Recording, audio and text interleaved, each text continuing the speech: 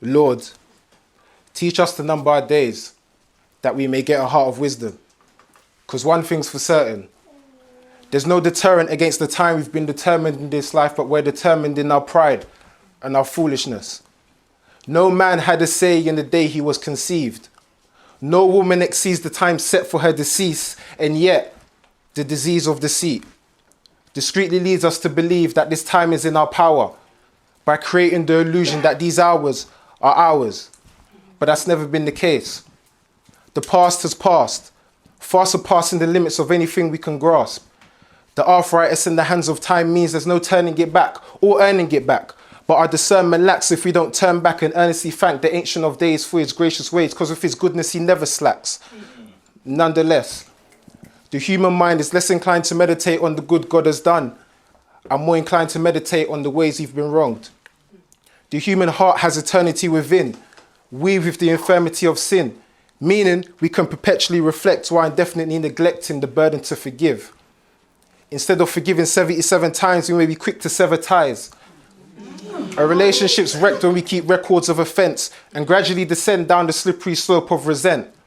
And I have to say, in this way I've squandered days living in the past to my own shame. But I won't dismay. I can only pray. Lord, teach us to number our days, that we may get a heart of wisdom. As the present presents the temptation to love the world and the things in it, but it's foolish to think the world and its desires have a time span that's infinite. Both are passing away and will soon expire, but you can abide forever by doing the will of the Messiah. However, earthly spoils can soil our priorities and leave them spoiled. And though there's nothing better than for a man to enjoy his toil, be of a sober mind and notice how work shifts can work to shift your attention off Christ onto the things of this life. Notice how you can clock in and clock out without clocking. Your life's clock could be out tonight if your soul is required of you. Then all you required will go to whom? Do not be a fool. Do not be so consumed by the things of this world that you become confused.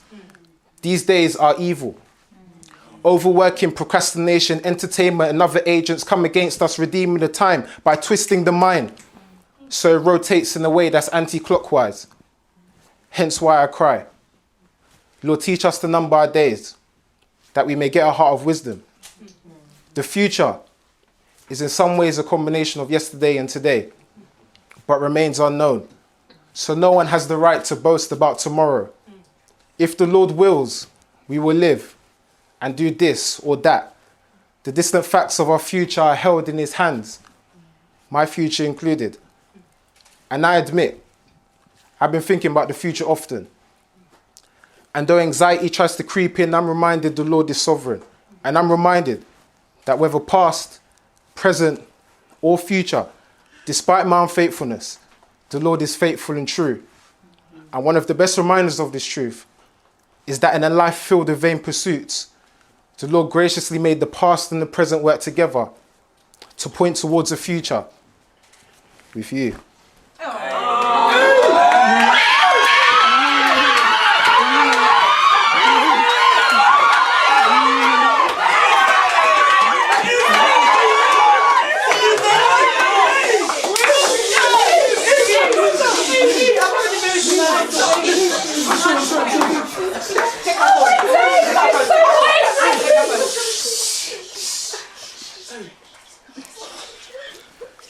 Born on the 14th of May, 1992. But the eternal God knew you before you were formed in your mother's womb. He knew. You are predestined to be conformed to the image of Christ. And as you blossom, his presence will be evident in your life. He knew. Our timelines would intersect. I knew all the time I spent praying for you before I even knew your identity would be time well spent. He knew that when the time was due, my mist of a life will unmistakably be blown away by you. He knew. And even though the world will tell me choose a calendar girl to date and spend one night with, I'm choosing the woman with timeless beauty that I can spend my whole life with.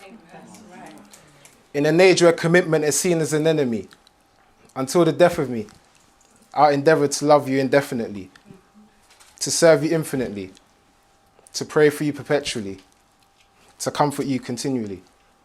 And I'll be as bold as to say, By God's grace in doing this, I truly will be numbering my days. And by God's grace in doing this, I truly will be wise with this fleeting life of mine. I now recall to mind the 18th of December, 2017, at exactly 8:40 p.m. You probably don't remember why, but I'll tell you. You said, you will not marry me until I write you a poem. Well, I wrote this poem just for you. So now guess what I'm going to do?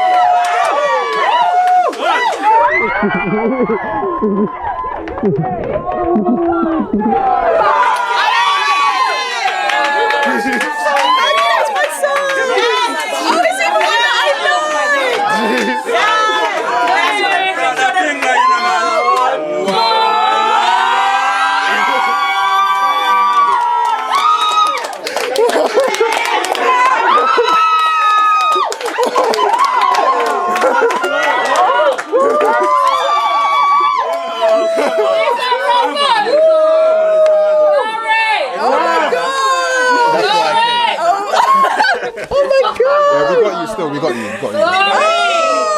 Yes, honey. Wait, did you say yes? Yes, obviously. For the camera.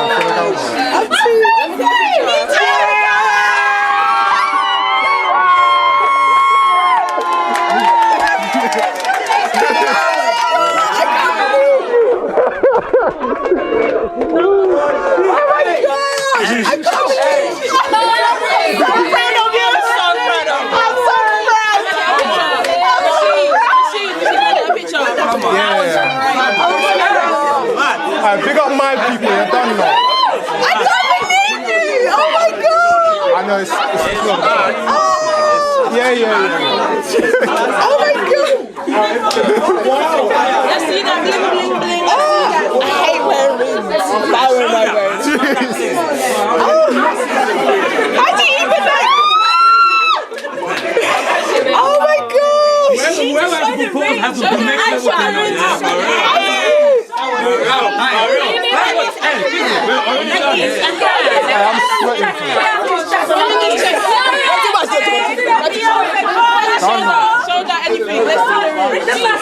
Man's sweating, fam. Guys, I'm not even picture ready. Man's sweating, fam. Oh my god! wow. I can't believe it. Too much. Yeah, please, possible.